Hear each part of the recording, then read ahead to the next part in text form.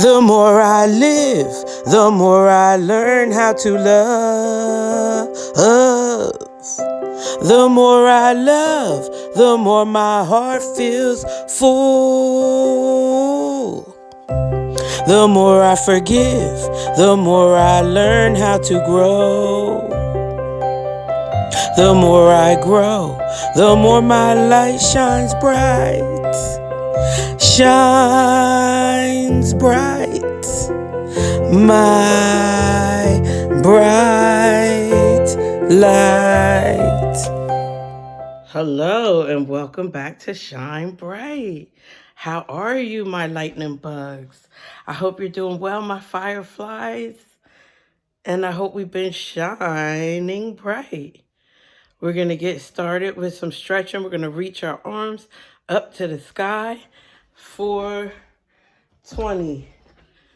1, 2, 3, 4, 5, 6, 7, 8, 9, 10, 11, 12, 13, 14, 15, 16, 17, 18, 19, and 20. We're going to touch our toes for 10.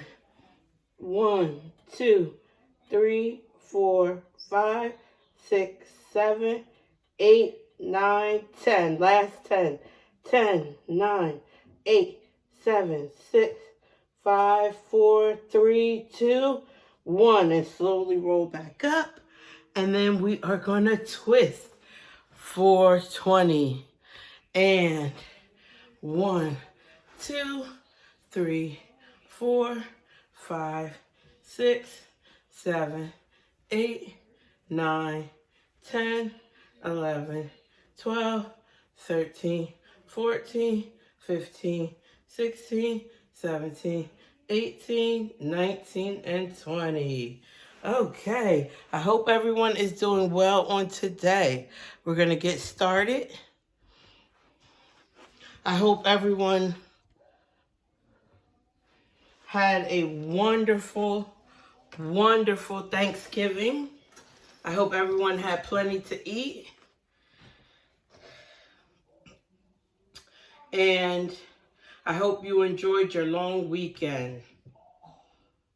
So today's story is going to be in light of, in lieu of the Thanksgiving holiday that we just had. I want to make sure all the boys and girls out there understand the story of the Pilgrims. So that's our story for today, the story of the Pilgrims. Let's get right into it.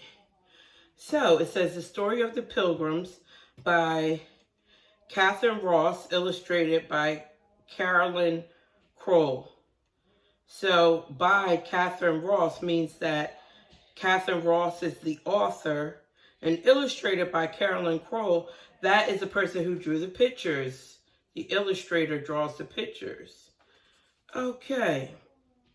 And the author is the person who wrote the book.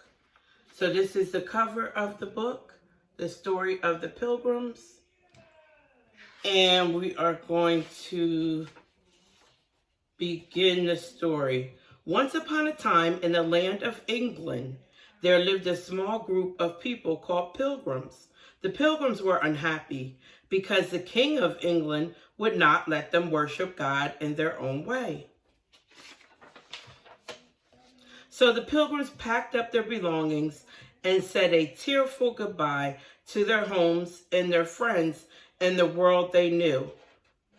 On a mild day in autumn, they set sail for a new world called America, which was across the wide ocean.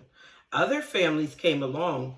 Together, they hoped to find freedom and a better life. So I forgot to show you the first picture before I turned the page. And then when I turn the page, here are the other pictures. Okay. More than 100 people squeezed into a small wooden sailing ship called the Mayflower. 22 of the pilgrims were children. For their journey, they brought with them only the simplest foods, things like hard cheese, bread, dried beans, and salted meat.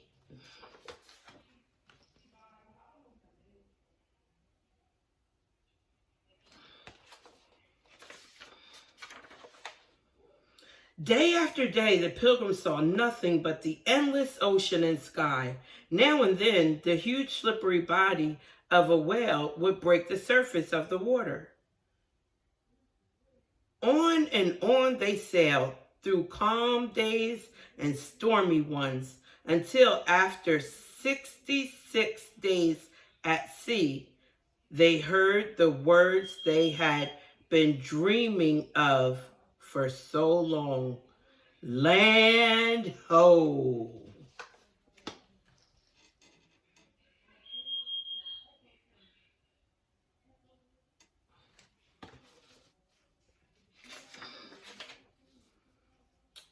Nearer and nearer to the land they sailed until the water was so shallow they could go no farther. They dropped anchor in a peaceful, bowl-shaped harbor rimmed with sparkling white sand. Dense woods rose up all around. There were no towns, no houses. There was no sign of any people at all.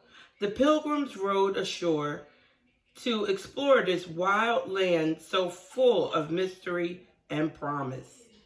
The men were armed with guns. They had heard that America was full of fierce animals and savage Indians. And here are the pictures.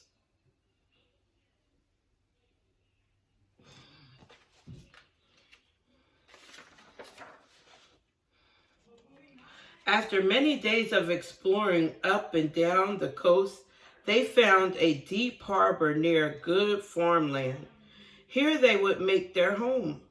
They called it Plymouth.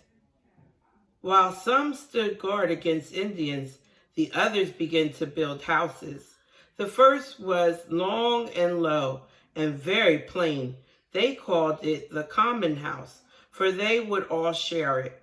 As each day grew a little colder and a little darker, they worked quickly. Winter was coming.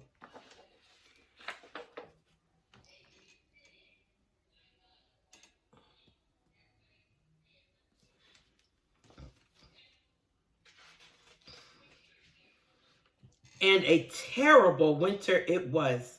There were dark days of bleak and bitter cold, far colder than any they had known back in England. Snow and sleet and high winds battered the common house, and the little ship anchored in the harbor.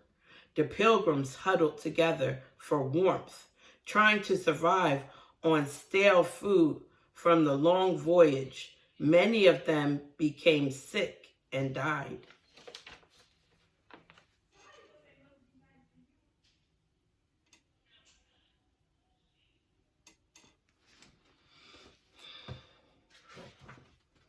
By the time spring came, there were only 50 pilgrims alive, and they were mostly children. What would they do if Indians attacked? Surely they would be too weak to fight back. Then one day an Indian did come. The pilgrims had never seen an Indian this close, and they were terrified. But this Indian had come in peace. His name was Samoset.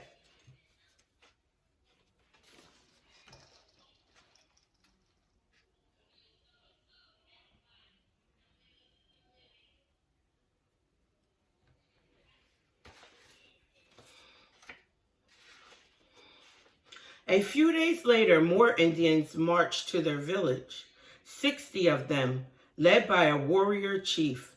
The pilgrims and the Indians made a treaty, promising not only to do each other no harm, but also to help each other.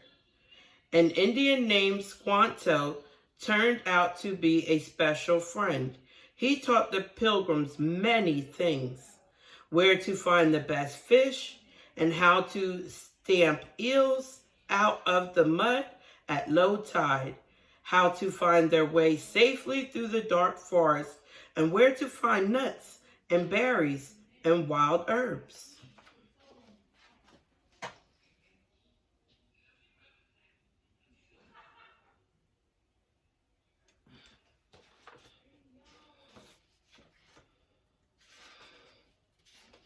And Squanto taught the Pilgrims how to plant a wonderful new food. It was called corn. In each seed mound, they buried a small fish to help the corn grow. All that first summer in the New World, the Pilgrims fished and hunted and tended their crops. They built more houses to live in and sheds in which to store their supplies. The children worked and explored and played with their few simple toys.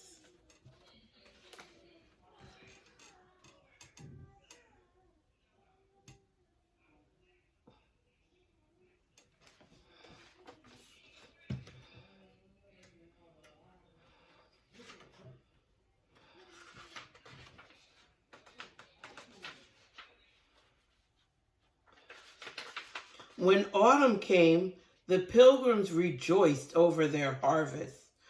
Bright ears of corn and fat pumpkins, peas, beans, delicious squash, and green herbs. They felt so happy about their good fortune that they wanted to celebrate. They knew they could never have survived without the Indians, so the Pilgrims invited the Indians to join them in a feast. 90 Indians came. For 3 days and nights, the Pilgrims and the Indians ate and drank and danced and played games together to remember that time so long ago, a time of brave Pilgrims and life-saving Indians. We continue to celebrate the feast.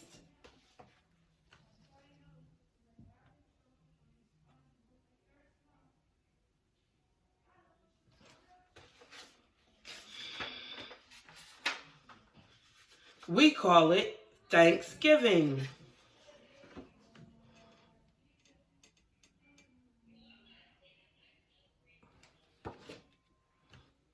In the back cover of the book.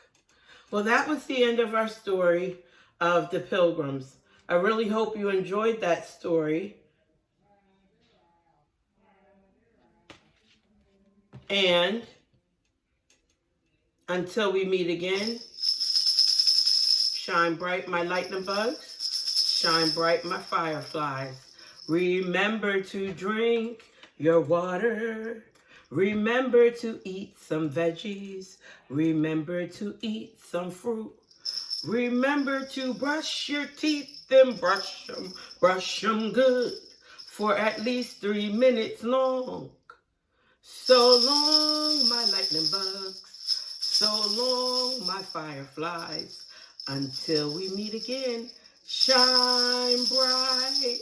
Shine bright, my fireflies. Shine bright, my lightning bugs. Shine bright. Until we meet again, everyone stay healthy and safe, and remember to shine bright. The more I live, the more I learn how to love. The more I love, the more my heart feels full. The more I forgive, the more I learn how to grow. The more I grow, the more my light shines bright.